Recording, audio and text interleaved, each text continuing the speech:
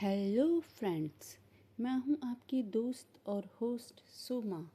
तो कैसे हैं आप सब? अगर आपको मेरी ये कहानी पसंद आ रही है तो प्लीज़ मेरे चैनल को सब्सक्राइब कीजिए और मेरी वीडियो को लाइक भी कीजिए। तो शुरू करते हैं आज की कहानी का भाग 15। रुद्र पर लगा इल्ज़ाम। जानवी की बात सुनकर ईशानी आदित्य को देखने लगी। हर्षित बोला, अरे बेवकूफ़ लड़की, उसने मेरे भाई से शादी की है, तभी तो मैं उसे भाभी बोल रहा हूँ। जानवी हर्षित को उंगली दिखाते हुए बोली, तुम अपना मुंह बंद रखो। मैं शानू के मुंह से सुनना चाहती हूँ कि सच क्या है। जानवी की बात सुनकर ईशानी एक गहरी सांस लेती है। कुछ देर बाद वे चारों एक रेस्टोरेंट में बैठे थे। जानवी ईशानी से कहती है, इतनी बड़ी बात हो गई और तू मुझे यह सब कब बताने वाली थी?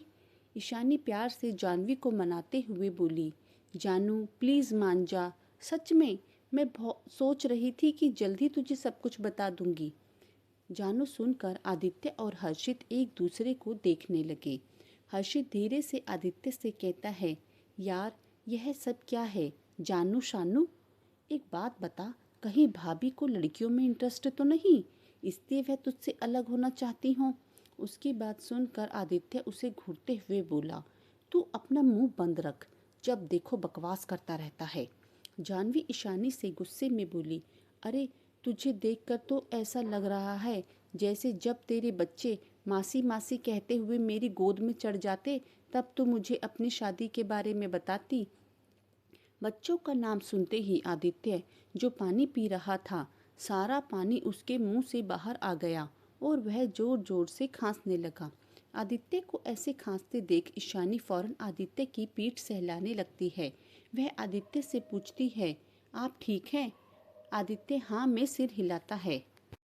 ईशानी जानवी को डांटते हुए बोली, जानवी कुछ सोचकर तो बोला कर, तू जानती भी है कि तेरी बातों का सामने वाले पर क्या असर होता है। जानवी बोली, अब ऐसा क्या कह दिया मैंने? अरे अगर तेरी शादी हुई है तो बच्चे तो होंगे ही, क्यों जीजू? और आदित्य की तरफ आई विंक करती है। आदित्य और हर्षित तो उसकी ऐसी बातें सुनकर शॉक्ड ही हो जाते हैं और ईशानी अपना सर पकड़ लेती है। जानवी बेचारा सा फेस बनाते हुए कहती है, अब मैंने ऐसा क्या कह दिया कि तुम सब ऐसे रिएक्ट कर रहे हो? ईशानी उसके सामने हाथ जोड़ते हुए बोली, तूने कुछ नहीं कहा, बस हम सब कुछ ज़्यादा ही रिएक्ट कर रहे हैं। जानवी आराम से बैठते हुए बोली, वैसे जीजू आपको देखकर लगता है कि आप बहुत समझदार हो, फिर इस जैसे बंदर को अपने साथ क्यों रखते हो? उसकी बात पर हर्षित बोला, जिस तरह भाभी तुझ जैसी बंदरिया को अपने साथ रखती हैं। जानवी हर्षित पर चिल्लाते हुए कहती है, तुमने फिर से मुझे बंदरिया कहा? हर्षित भी कहता है, तुमने भी तो मुझे बंदर कहा। और इस तरह वे दोनों फिर से लड़ने लग जाते हैं। रेस्टोरेंट में सभी उन्हें ही देख रहे थे। आदित्य और ईशानी बड़ी मुश्किल से उनका झगड़ा बंद करवाते हैं। आदित्य बिल पे करके सबको वहां से लेकर चला जाता है। रात का समय। आदित्य टेरिस पर खड़ा हुआ तारों को देख रहा था। तभी कोई उसके पास आकर खड़ा हो जाता है। आदित्य कोई रिएक्शन नहीं देता क्योंकि वह जानता था कि यह हर्षित है। हर्षित आदित्य से पूछता है, आदि मुझे ऐसा क्यों लग रहा है कि तूने मुझे पूरा सच नहीं बताया? उसकी बात सुन आदित्य हर्षित की तरफ देखता है, जहां उसे हर्षित की आंखों में अपने लिए कई सवाल दिखते हैं। आदित्य अपनी नज़रें इधर उधर करते हुए कहता है, नहीं तो ज़रूर तुझे कोई गलतफहमी हुई है। हर्षित उसका चेहरा अपनी तरफ करते हुए बोला, मेरी तरफ देख आदि, आज जब पानी तेरे गले में अटक गया था तो मैंने भाभी की आंखों में तेरे लिए फिक्र देखी, वह तेरी परवाह करती हैं। आदित्य उसकी बात को बीच में ही काटते हुए बोला, परवाह तो तू भी मेरी करता है।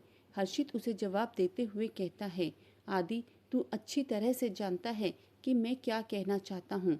देख अगर तू मुझे नहीं बताएगा तो मैं अपनी तरह से सब कुछ पता कर लूँगा। आदित्य जानता था कि हर्षित की पहुंच काफ़ी दूर तक है। हर्षित ने अपने दम पर अपना एक बहुत बड़ा बिजनेस एम्पायर खड़ा कर दिया। उसकी बातें और उसकी हरकतें देखकर सब उसे बेवकूफ़ समझते हैं, मगर रुद्र और आदित्य ही जानते हैं कि हर्षित का दिमाग कितना तेज़ है और अपनी इसी काबिलियत के दम पर हर्षित बिजनेस की दुनिया में इतना आगे निकल गया कि बिजनेस वर्ल्ड में लोग हर्षित खुराना का नाम बहुत रिस्पेक्ट से लेते हैं। हर्षित जैसे ही जाने लगा, आदित्य उसका हाथ पकड़कर उसे रोक लेता है। दोनों थोड़ी देर बाद छत पर ही एक दीवार के सहारे बैठे थे। आदित्य हर्षित को बताता है कि मैं और ईशानी शादी से पहले से ही एक दूसरे को जानते हैं। मैं और मेरी टीम एक मिशन पर गए थे जहां हमें एक सिविलियन को रेस्क्यू करना था। वह सिविलियन कोई और नहीं, ईशानी थी। जब मैंने पहली बार उसे देखा तो वह एक डरी हुई मासूम सी गुड़िया लग रही थी। मैंने जल्दी से उसे खोला, मगर मैं उसके पैर खोल पाता उससे पहले ही दुश्मन वहां आ गई और मुझे उसे अपने हाथों में उठाना पड़ा। तब पहली बार वह कसकर मेरे सीने से लग गई और मेरा दिल धड़का गई। जब गुंडों से छुपते हुए हम दोनों एक जगह पर छुपे थे तो वह मेरे इतने करीब खड़ी थी कि मैं उसके दिल की तेज धड़कनों को महसूस कर पा रहा था। उसकी करीबी ने पहली बार मेरे दिल को धड़कने पर मजबूर कर दिया। धीरे धीरे आदित्य हर्षित को अपने और ईशानी के सफ़र के बारे में भी बताता है। वह बोला, तू तो जानता है कि मैंने कभी भी किसी लड़की को अपने बाइक के पीछे नहीं बिठाया। ईशानी वह पहली लड़की है जो मेरी बाइक के पीछे बैठी थी। उसके साथ वह सफ़र ऐसा लग रहा था जैसे यह सफ़र कभी ख़त्म ही ना हो। उसका मुझे मेरे कंधे से पकड़ना मेरे अंदर एक प्यार का एहसास जगा रहा था। और जब वह गांव में खो गई थी तो पहली बार मुझे डर लगा। मैं कितने ही मिशन पर गया हूँ पर आज तक मुझे कभी डर नहीं लगा, मगर उस दिन मेरे दिल ने पहली बार किसी के खो जाने का डर महसूस किया।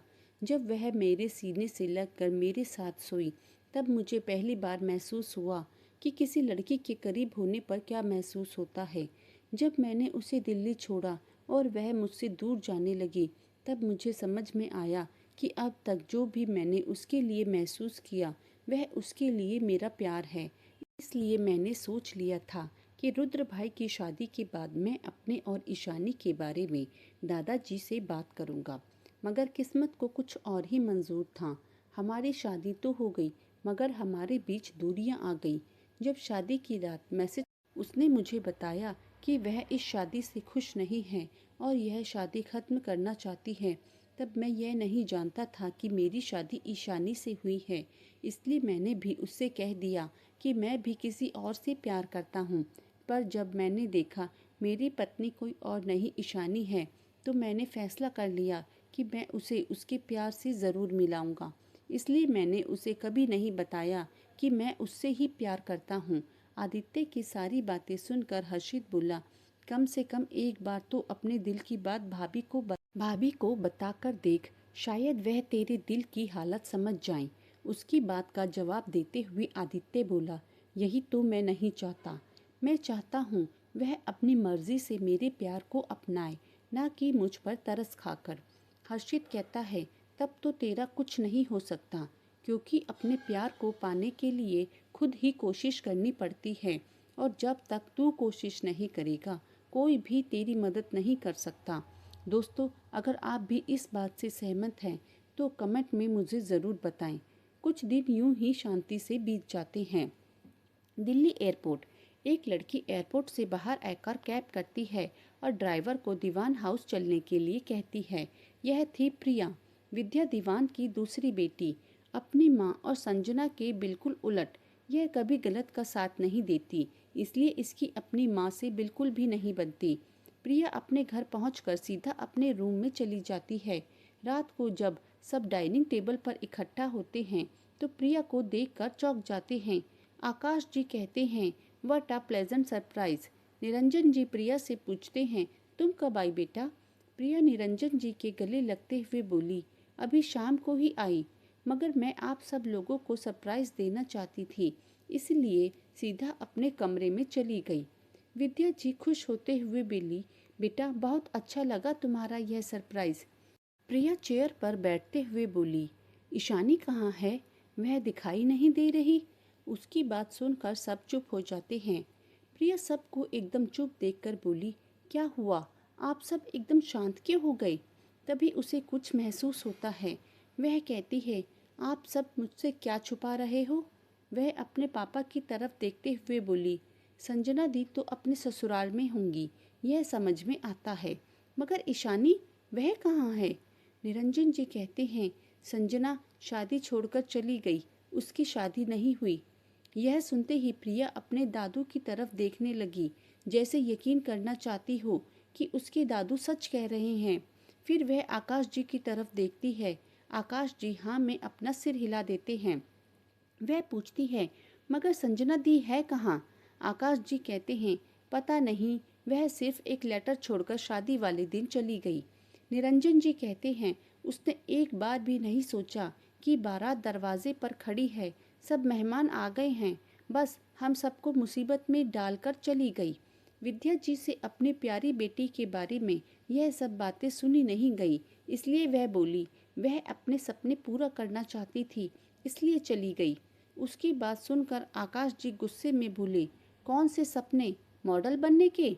मैंने तुम्हें और संजना को कितनी बार समझाया कि मुझे यह मॉडलिंग वॉडलिंग बिल्कुल पसंद नहीं, पर तुम माँ बेटी को मेरी बात समझ ही नहीं आती।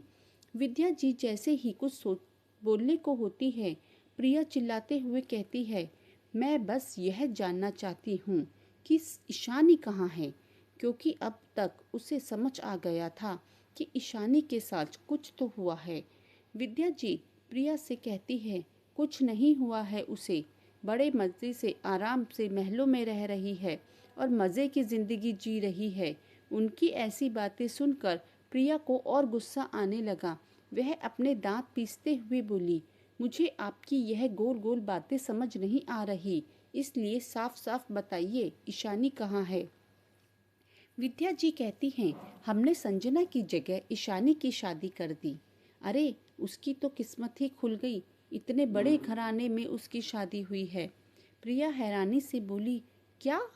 वह निरंजन जी की तरफ देखते हुए बोली, दादू ईशानी के साथ यह सब हुआ और आपने रोका भी नहीं? निरंजन जी अपना सिर झुका लेते हैं। तभी विद्या जी बोली, यह क्यों रोकते? इन्होंने ही तो ईशानी से यह शादी करने को कहा था। आज तो प्रिया को शौक पे शौक लगे जा रहे थे।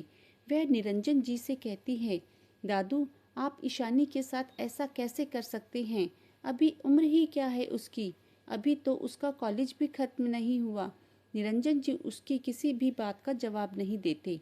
आकाश जी प्रिया को समझाते हुए कहते हैं, बेटा उस वक्त हालात ऐसे थे कि हम मजबूर हो गए। संजना के जाने के बाद दोनों परिवारों की इज्जत पर बात आ गई थी, और वैसे भी यह सब ईशानी की मर्जी से हुआ है। हमने उससे पूछा था कि क्या वह यह शादी करना चाहती है, उसकी हाँ के बाद ही उसकी शादी करवाई गई। प्रिया ताली बजाते हुए कहती है, वाह पापा, आपने उसे पूछा और उसने हाँ कर दी। अरे वह तो इतनी मासूम है कि जब उसे पता चला होगा कि आप लोग परेशानी में हैं तो वह आपको मना ही नहीं कर पाई होगी। उसने अपनी मर्जी से नहीं बल्कि आप लोगों की खातिर यह शादी की है। इतना सब सुनने के बाद प्रिया का बिल्कुल भी खाना खाने का मन नहीं था, इसलिए वह अपने कमरे में चली जाती है। अगली सुबह प्रताप विला में रुद्र की आज एक ज़रूरी मीटिंग थी, इसलिए वह आज जल्दी ऑफिस जा रहा था। वह अपने फ़ोन में कुछ देखता है, बाहर की तरफ जा रहा था कि वह किसी से टकरा जाता है और उसका फ़ोन उसके हाथ से गिरकर टूट जाता है। रुद्र जब अपना फ़ोन उठाता है तो अब वह ऑन ही नहीं हो रहा था। रुद्र गुस्से में सामने देखता है तो सामने प्रिया खड़ी होती है। रुद्र प्रिया को पहचानता नहीं था क्योंकि वह संजना की फैमिली से कम ही मिला था, मगर प्रिया रुद्र को पहचानती थी। उसने कई बार रुद्र को ऑफिस पार्टीज और अपने फैमिली फंक्शन में देखा था। रुद्र प्रिया को देखते हुए बोला, कौन हो तुम और अंदर कैसे आई? उसकी बात सुनकर प्रिया की भौहें चढ़ गई। वह रुद्र पर चिल्लाते हुए बोली, पहले यह बताओ तुम्हारी हिम्मत कैसे हुई मेरी मासूम सी बहन की जिंदगी बर्बाद करने की? उसकी बात सुनकर तो रुद्र शॉक ही हो जाता है। आज तक किसी ने भी उस पर ऐसा इल्ज़ाम नहीं लगाया था। अपने बारे में ऐसी बातें सुनकर क्या करेगा रुद्र? क्या प्रिया को पता चल पाएगा कि ईशानी की शादी रुद्र से नहीं आदित्य से हुई है? जानने के लिए पढ़िए इस कहानी का अगला भाग।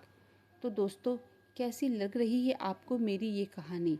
अगर आपको मेरी ये कहानी पसंद आ रही है तो प्लीज़ मेरी वीडियो को लाइक करें और मेरे चैनल को सब्सक्राइब करें।